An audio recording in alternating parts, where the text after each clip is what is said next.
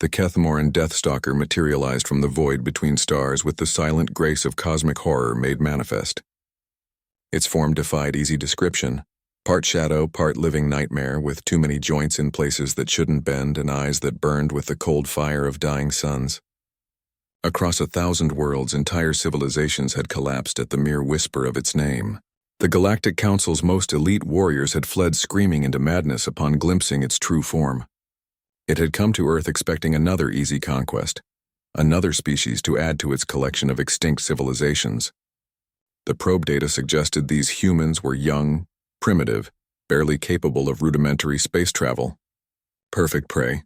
The creature's ethereal form phased through the walls of a modest suburban home in what the locals called Nebraska. It had selected this dwelling at random, isolated, quiet, containing only a single life signature. The hunt would be quick, efficient, and deeply satisfying. Inside, it found its target. A middle-aged human male sat in a worn armchair, wearing a faded bathrobe and reading something called the Sunday Times through small rectangular lenses perched on his nose. The creature's presence should have driven him instantly mad with terror. Instead, the human glanced up with mild curiosity, the way one might regard an unexpected but not particularly concerning visitor. "Oh, hello there," said Harold Pemberton, adjusting his glasses. "You're up rather early, aren't you?" The Kethmoran froze. In 3 millennia of cosmic slaughter, no sentient being had ever addressed it with such casual indifference. Its dimensional tendrils writhed in confusion as it attempted to process this unprecedented response. Harold folded his newspaper neatly and set it aside. "I was just having my morning tea. Would you care for a cup? You look like you could use one." The Deathstalker's multiple consciousness cores nearly short-circuited. This was wrong. This was all wrong. The human should be gibbering in terror, clawing at his own eyes, begging for the mercy of oblivion. Instead, he was offering refreshments. The creature's form solidified slightly as it attempted to project its full horror. Bone spikes erupted from impossible angles. Its eyes flared with the light of collapsing galaxies. A psychic scream of pure nightmare echoed across dimensions. Harold yawned. "Right then, I'll take that as a yes," he said, rising from his chair with the unhurried movements of someone who had all the time in the world. "Earl Grey or English breakfast? I've got some lovely Darjeeling as well, though it's a bit strong for morning." The Kethmoran's ancient mind reeled. Perhaps this human was already mad? It probed the creature's thoughts, expecting to find the familiar chaos of a broken psyche. Instead, it discovered something far more disturbing. Harold Pemberton was completely, utterly sane. He was simply unimpressed. "English breakfast it is," Harold decided, shuffling toward the kitchen. "Milk and sugar? I'm afraid I'm out of honey, but I've got some lovely homemade jam if you'd prefer." The Deathstalker followed, its form rippling with agitation. This defied all logic, all natural order. It was the apex predator of the cosmos, the end of civilizations, the final nightmare that haunted the galaxy's darkest corners. Yet this unremarkable human treated it like a neighbor dropping by for a chat. In the kitchen, Harold busied himself with an ancient ritual of boiling water and preparing ceramic vessels. The normalcy of it all was somehow more unsettling than any eldritch horror the creature had ever encountered.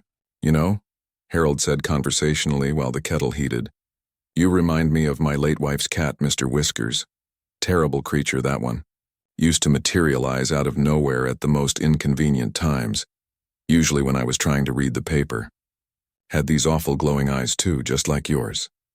The cosmic horror found itself speechless, a first in its eons of existence. Of course, Mr. Whiskers was considerably smaller, Harold continued, pouring steaming water over tea leaves with practiced precision. And he never had quite so many. What would you call those? Appendages? Tentacles. Very impressive, by the way. Must be handy for reaching things on high shelves. The Kethmoran's sanity began to crack. It had come here to be the source of terror, not the recipient of it. Yet somehow this ordinary human's complete lack of fear was more frightening than any weapon it had ever faced. Harold handed over a delicate china cup complete with saucer. "Here we are. Careful, it's hot." Instinctively, several of the creature's appendages reached out to accept the offering. The warm ceramic felt strange against its otherworldly flesh, foreign yet oddly comforting. "Now then," Harold said, settling back into his chair with his own cup, "what brings you to our little corner of the universe? Tourism, business, family visit?" The Deathstalker tried to speak, to roar, to project its terrible purpose across the void. What emerged instead was something resembling a question mark made of existential confusion. Harold nodded sagely. One of those trips. I understand completely. Sometimes you just need to get away from it all, don't you? The wife and I used to take drives like that. No destination in mind, just seeing where the road would take us. The creature took an experimental sip of tea. It was pleasant, warm, comforting in a way that violated several fundamental laws of cosmic horror. She passed last spring, Harold continued quietly. 43 years we were married. House gets a bit lonely now, if I'm being honest. Nice to have company, even if it is the unusual sort. Something shifted in the Kethmoran's ancient consciousness. For the first time in millennia, it felt something other than the hunger for destruction.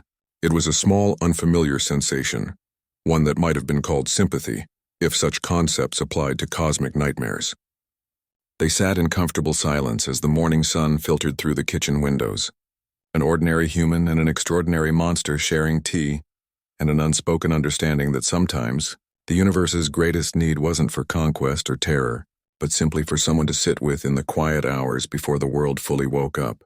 The Deathstalker never did get around to destroying Earth. Instead, it found itself returning every Sunday morning, always arriving just in time for Harold's tea and the crossword puzzle, which it discovered it had quite a talent for solving. The Galactic Council never did figure out what happened to their most feared predator. But across the cosmos, a new legend began to spread. Whispered tales of a force so powerful, so incomprehensibly alien, that it could tame the untamable simply by refusing to be impressed and offering a proper cup of tea. Humanity's greatest weapon, it turned out, wasn't technology or warfare or even courage. It was the profound power of treating the extraordinary as perfectly ordinary, and responding to the universe's worst monsters with the same patient kindness one might show a lost cat on a rainy day.